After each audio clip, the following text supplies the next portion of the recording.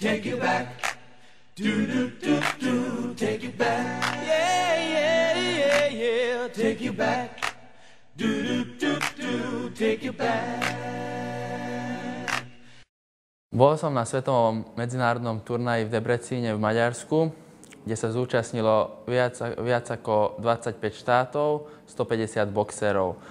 Veľmi sa teším, lebo sa mi podarilo získať bronzovú medailu a porazil som Číňana, Rusa a v semifinále som prehral s majstrom Európy, s Balážom Bačkajím. Pred prvým zápasom som bol úplne kľudný, lebo som vedel, že mám veľmi silného súpera, lebo som boxoval s majstrom Číny, kde môj súper vyhral 5 zápasov, takže úplne som bol kľudný, lebo vedel som, že nemám čo stratiť.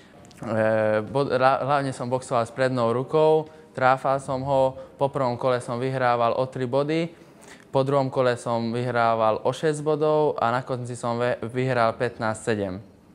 V poslednom kole už bol súper veľmi nervózny, lebo vedel, že prehráva a mne to proste veľmi sedelo, lebo vedel som ho kontrolovať, sidestepy som mu dával a to boli čisté body. Veľmi som sa tešil, lebo nestáva sa to často, že Slovák porazí Číňana. Potom na ďalšom zápase ma čakal ruský boxer Alexander Ivanov. Bol vicemajster Ruska, kde mal 6 zápasov dokopy a vedel som, že je veľmi dobrý technický boxer, že mení garde.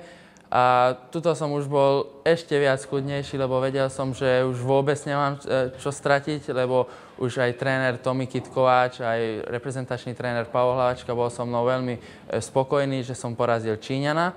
Prvé kolo som vyhral o 3 body, bol som rýchly na ňo, nestíhal ma, ruský boxer mal dole ruku a mne to veľmi vyhovovalo, lebo vedel som ho bodovať prednou rukou tiež ako Číňana. V druhom kole ruský boxer zvýšil aktivitu a už len o 2 body som vyhrával. A potom mu tréneri hovorili, že prehráva. To v poslednom kole išiel veľmi do mňa a to mi zase vyhovovalo, lebo ja mám rád takých súperov, ktorí len idú na mňa a proste vtedy ich viem veľmi dobre bodovať. Prednou rukou, kontrami, sidestep, zadný kríž a no, bol som veľmi šťastný, lebo ešte žiadny Slovák neporazil Rusa.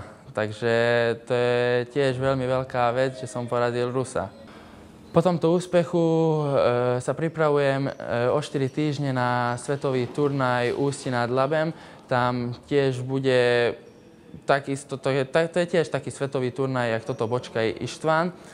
A tam by som tiež chcel vyhrať aspoň 2-3 zápasy, čiže chcel by som tam tiež dosiahnuť bronzovú medailu.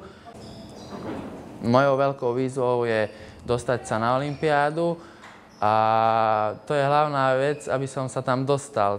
To, že keď už budem tam, tak budem už riešiť ďalšie veci, že či vyhrať zápas alebo získať aspoň medailu.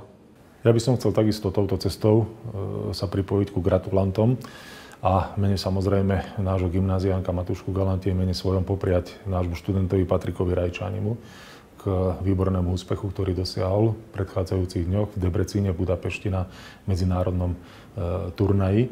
No a viem samozrejme o ňom, že sa pripravuje teraz aj na majstrovstvá Európy a už viackrát úspešne reprezentoval seba a teraz aj nový klub KO Box veľmi úspešne reprezentoval napríklad na majstrovstvá Slovenska.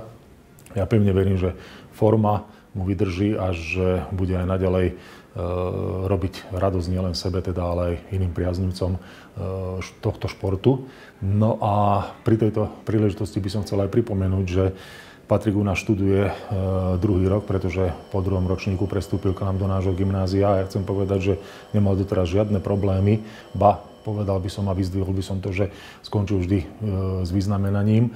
A touto cestou by som chcel pripomenúť aj iným mladým študentom, športovcom, že dá sa sklbiť veľmi účinne a v pohode aj štúdium a samozrejme aj športová činnosť, že máme tu aj teda takéto príklady a ja by som ho ako ozaj výrazný príklad chcel vyzdvihnúť a je vidieť teda, že takéto niečo študenti dokážu aj na našej škole a som samozrejme na to pyšný.